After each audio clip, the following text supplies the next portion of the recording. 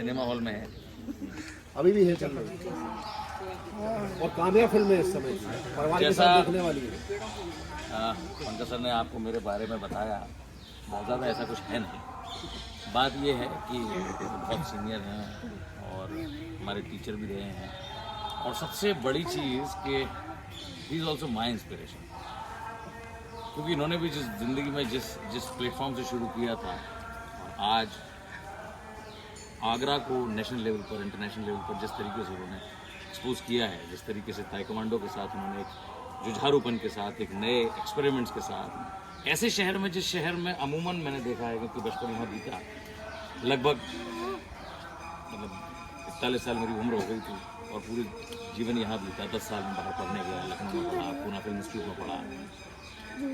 इस शहर में बहुत मुश्किल होता है किसी भी एक नए एक्सपेरिमेंट के साथ या एक नई फॉर्म के साथ सर्वाइवल करना। बड़ी चीज़ है, बेसिक चीज़ें हैं। आप कोई दुकान खोल लें, कोई छोटा बिजनेस खोल लें, एक डॉक्टर बन जाएं, एक इंजीनियर बन जाएं या एक एडवोकेट बन जाएं, इसके अलावा कोई दूसरा प्रोफेशन नहीं। और कमोवेश कंपेरेटिवली यही हाल पूरे देश का, स्पेशली नॉर्थ इंडिया। साउथ में काफ़ी सारी चीज़ों को अप्रिसिएशन मिलता है, परफॉर्मिंग आर्ट्स को अप्रिसिएशन मिलता है, स्पोर्ट्स को अप्रिसिएशन मिलता है, बट नॉर्थन इंडिया की ये प्रॉब्लम है, जिसमें उत्तर प्रदेश हुआ, बिहार हुआ, स्पेशली ये दो राज्य, कुछ मध्य प्रदेश भी शामिल है, तो राजस्थान भी शामिल है। इन राज्यों की ये समस्या है कि छोटे बच्चों को बात समझ नहीं है, ये मुश्किल बात नहीं, कोई बात नहीं। तो इन सारे जगहों की ये समस्याएं हैं कि यहाँ पर अपनी लीग से हट के अगर कोई काम करता है तो उसके लिए सर्वाइवल सबसे बड़ी प्रॉब्लम है। तो हमारे लिए सबसे पहले इंस्पिरेशन सर है, क्योंकि हम जब आपके बराबर हुआ करते थे, आज से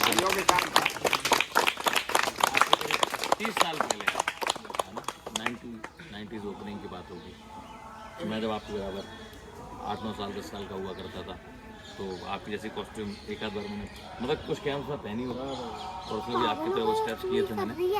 फिर उसके बाद क्योंकि मेरा रुझान लगातार एक्टिंग की तरफ था और परफॉर्मिंग आर्ट्स की तरफ था, तो मैं उधर। खैर, सिंपल सा फंडा है, जैसा आपसे शुरू में कहा, सबसे बड़ी बात है आपका डेडिकेशन। आप जिस भी फील्ड को अपनाएं, आप स्पोर्ट्समैन बने, आप आर्टिस्ट बने, आप जो भी बने, सबसे पहले इंपॉर्टेंट बात है कि जब तक उसकी एक्सट्रीम क्वालिफिकेशन ना हासिल कर लें, तब तक कभी उस चीज़ से पैसे ना कमाएं।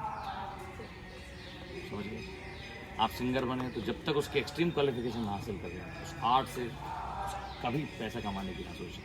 आप अगर एक स्पोर्ट्समैन हैं तो सिर्फ और सिर्फ खेलते जाइए, सीखते जाइए, सीखते जाइए, जब तक आप उस पायदान पर ना पहुंच जाएं, जब आपको आपके टीचर ये कहें कि नाउ यू गॉट समथिंग, अब आपके पास कुछ है। और ये सब्र होना आज की डेट में बहुत मुश्किल है।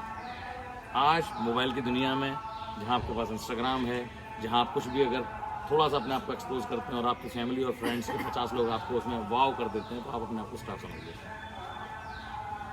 हैं।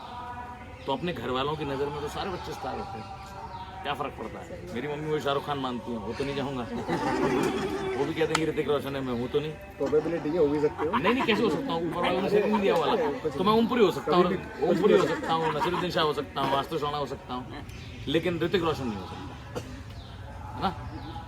दोनों चीज़ें पैरेलल चलती हैं हमेशा जिंदगी में। पहले अपने आप को पहचानिए कि आप कहाँ स्टैंड करते हैं, आपके अकॉर्डिंग, आपके एटमॉस्फेयर के अकॉर्डिंग, आपके रेंज कहाँ तक है। तो कभी भी उस चीज़ की अभिलाषा करना जो आपके लिए नहीं बनी, फिर ये सोचना कि आपके लिए बना क्या है एक्सट्रीम, ये दोनों बहुत बड़े सवाल हैं। और बचपन से ये सवाल पेरेंट्स और बच्चों दोनों के बीच साझा रहते हैं, तो एक अच्छा रास्ता निकल के आता है जिंदगी। ओवर एम्बिशियसनेस हमेशा खराब है, एम्बिशियस होना हमेशा अच्छा, जैसा कि बहुत सिंपल सी बात है। मैं भी पढ़ता था, है ना, में पढ़ता था, फिर MDJ में पढ़ता था, फिर सेंट जॉन्स कॉलेज से ग्रेजुएशन किया। उसके बाद then I got selected in Bhartendu academy of dramatic arts, जहाँ पूरे देश से सिर्फ 12 लोग पास आउट होते हैं। तो now Rajpal Yadav is my senior, Nawazuddin Siddiqui is my senior, Anupam Kher is my senior, हम सारे उसे एक ही स्कूल से पास आउट हुए।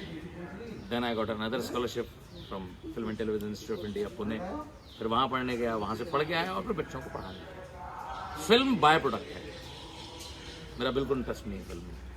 मैं एक थिएटर का इंसान हूँ, यानी रंगमंच करता हूँ लास्ट 33 ईयर्स से। जब से आँख खोली, जब से वो संभाला, तब से सिर्फ थिएटर किया। और आज भी मुझे बच्चों को पढ़ाने में जो मज़ा आता है, फिल्म इसलिए क्योंकि ये बड़ी अजीबोगरीब दुनिया है। आप जब ऑथेंटिक काम करते हैं तो आपको रिकॉग्निशन नहीं मिलता है। कुछ ऐसे काम हैं जिनको थोड़ा सा कर लें तो बड़ा रिकॉग्निशन मिलता है। तो क्योंकि 30 साल से थिएटर कर रहे थे इसलिए कोई बात नहीं थी, 4 फिल्में कर ली तो स्टार हो गए। बिल्कुल ऐसा नहीं होता, बिल्कुल ऐसा नहीं होता। और आज बिल्कुल फेक दुनिया है। उस फेक दुनिया में आपसे कोई भी कहेगा कि 3 महीने इतनी fees, you will become an actor या फलाना या धमाका, ऐसा होने नहीं वाला कभी, वरना ऐसा होता है। लेकिन आज की दुनिया में सबसे ज़्यादा एम्बिशियस है बच्चे नहीं, पेरेंट्स। पेरेंट्स की एक अनचाही भूख का शिकार बच्चे बनते हैं। ये मेरा ऑब्जर्वेशन है पर्सनली, कि वो चाहते हैं कि 2 मिनट में किसी टीवी शो में आ जाए, है ना, एकदम से कोई ऐसा टीचर मिल जाए जो महीने भर की ट्रेनिंग में इसको स्टार प्लस पे पहुंचा देगा या सोनी टीवी पे पहुंचा देगा। ऐसा कभी नहीं होगा। और अनफॉर्चुनेटली या फॉर्चुनेटली हो भी जाए तो वो शॉर्ट पीरियड टाइम के लिए, तो एक बार दिखेगा और तो कभी नहीं दिखेगा। ठीक है ना बच्चों? तो मुश्किल दुनिया है, जिसमें मैं हूँ वो भी बहुत मुश्किल है, जिसमें आप हैं वो भी बहुत मुश्किल है। दोनों ही दुनिया बहुत मुश्किल है। लेकिन आपके पास 2 एग्जाम्पल खड़े हैं, एक आपके सर खड़े हैं, एक हमारे सर खड़े हैं।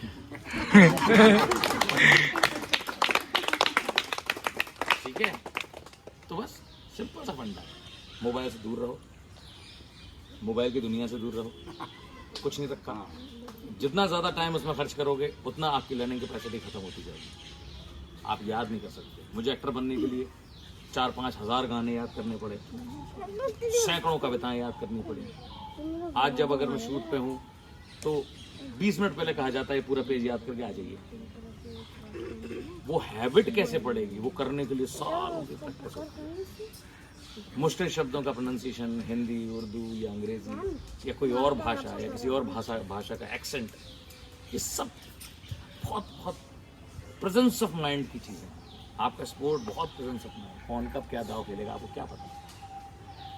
आपके पास क्या स्ट्रोक है, दूसरे के पास क्या स्ट्रोक है, आपको क्या पता? तो each and everything is based on your presence of mind. आप कितने अलर्ट हैं, वो अलर्टनेस ही ज़िंदगी में आपको आगे बढ़ने में मदद करेगी।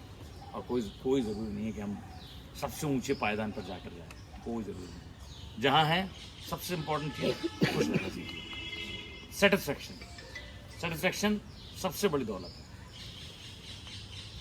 अभी इतना हो गया, अभी और, उसकी कोई लिमिट ही नहीं है, एंडलेस है।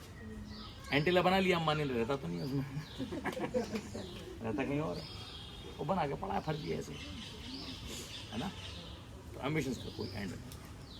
बाकी आप लोग खुश रहिए। और मैं हमेशा जहाँ भी जाता हूँ, पूरे देश भर में घूमता हूँ, जहाँ मेरा इंटरेक्शन होता है, मैं हमेशा एक बात कहता हूँ कि इंसान के अंदर एक inbuilt software, that is called art. हम सब शादी में नाचते हैं, हमारी हॉबीज़ क्या होती हैं, जिसमें म्यूज़िक, रीडिंग बुक्स या डांस या प्लेइंग म्यूज़िक। किसी की हॉबी देखिए, मैं प्लम्बरिंग करता हूँ शौक में। किसी की हॉबी देखिए, मैं इलेक्ट्रीशियन हूँ शौक में, मैं बिजली के तार सही कर जाता हूँ, मेरा शौक है। नहीं, मैं क्या करता हूँ, कभी कभी गाना गा लेता हूँ। या शादी होती है तो आदमी सब डांस करने लगता है, किसी को आता होगा नहीं आता। इट मीन्स ये एक इनबिल्ट सॉफ्टवेयर है इंसान रूपी कंप्यूटर के अंदर की विंडोज़ है ये। तो परफॉर्मिंग आर्ट सबके अंदर है। वो आर्टिस्ट के अंदर तो है ही, वो डॉक्टर के अंदर है, इंजीनियर के अंदर है, स्पोर्ट्समैन के अंदर है, सबके अंदर है। आप देखते हैं ना, कितने सारे क्रिकेटर्स डांस भी कर लेते हैं, कुछ गाना भी गा लेते हैं। क्यों? इसीलिए अगर अपने अंदर एक छोटे से आर्टिस्ट को जिंदा रखेंगे तो हमेशा जिंदगी भर एक संजीदा इंसान। एक बड़ी अच्छी कहावत है, सब भागो, सब भागो। कंपटीशन की दुनिया में सब भागो। मज़ा वहाँ है जब सब भाग रहे हों, अगर कोई गिर जाए तो उसे उठाता कौन? तो अगर आप आर्टिस्ट होंगे तो वो उठाने वाले बनेंगे।